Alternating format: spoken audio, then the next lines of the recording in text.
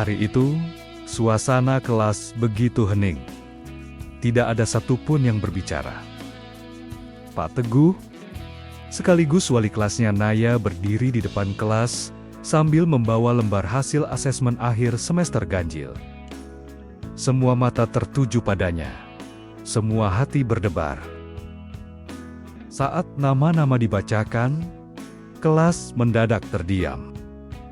Semua siswa nilainya berada di atas kriteria ketercapaian tujuan pembelajaran, kecuali 9 siswa, yaitu Vele, Ikis, Faye, Mila, Litaa, Firzi, Riri, Syifa, dan Dilan.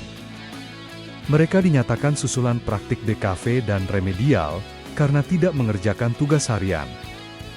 Tatapan teman-teman Naya berubah, beberapa hanya menatap Iba, beberapa menunduk. Kesembilan siswa itu terlihat seperti merasakan dunia runtuh di atas pundak mereka. Dari arah belakang kelas, terdengar bisik-bisik yang menusuk telinga. Lah kok bisa, sampai susulan praktik DKV? Serius? Kesembilan siswa itu hanya terdiam, karena tak ada yang tahu kebenaran sebenarnya. Menjelang asesmen akhir semester ganjil, mereka bukan sedang bermain, mereka bukan lupa mengerjakan tugas. Mereka justru ditunjuk sekolah untuk mengikuti kegiatan penting, perlombaan yang berbeda, demi membawa nama sekolah. Namun, dampaknya, tugas praktik tertinggal, tugas harian tidak dikerjakan. Mereka latihan menguras waktu dan tenaga, sampai akhirnya harus perbaikan nilai. Melihat wajah-wajah yang pucat dan kebingungan, Pak Teguh meletakkan daftar nilai di meja. Dengan suara pelan namun tegas, ia berkata, "Kalian remedial bukan karena bodoh. Kalian remedial karena kalian berjuang untuk sekolah. Kalian memilih mengutamakan kepentingan bersama dibanding kenyamanan diri sendiri." Kesembilan siswa itu menunduk, bukan karena malu, tapi menahan tangis. Untuk pertama kalinya, ada yang mengerti perasaan mereka. Tugas susulan praktik DKV dan remedial dikerjakan pada jam pelajaran.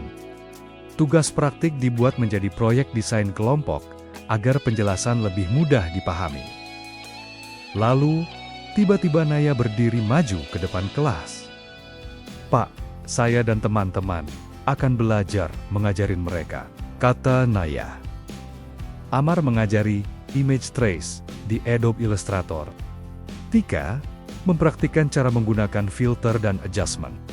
Tata mengubah wajah ke lukisan. "Kita selesaikan ini sama-sama," kata Naya. Hening sejenak. 9 siswa itu meneteskan air mata, bukan karena remedial, tapi karena ternyata mereka tidak sendirian. Hari-hari berikutnya, ruang lab komputer berubah menjadi pusat perjuangan. Kelas penuh suara klik mouse, suara touch keyboard, dan desahan lelah, tetapi juga gelak tawa kecil dan semangat kebersamaan. 9 siswa itu datang lebih awal dari jam pelajaran dan pulang paling terakhir, bukan karena paksaan, tapi karena ingin membuktikan bahwa mereka mampu. Teman-teman mereka terus membantu tanpa pamrih.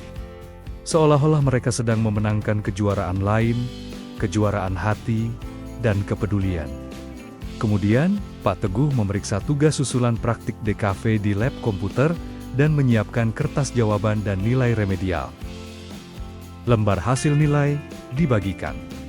Tidak ada tepuk tangan, tidak ada sorak, tetapi semua terdiam, karena kesembilan siswa itu lulus, semuanya. Mereka tidak hanya memperbaiki nilai, mereka memperbaiki kepercayaan diri. Pak Teguh tersenyum bangga dan berkata, "Nilai boleh naik, tapi yang paling berharga adalah kalian saling mengangkat. Di sekolah ini, tidak ada yang dibiarkan jatuh sendirian." Kesembilan siswa itu menunduk. Kali ini bukan karena sedih, tapi karena terharu. Di akhir penjelasan, mereka berkata serempak, "Terima kasih, sudah percaya kepada kami, Pak."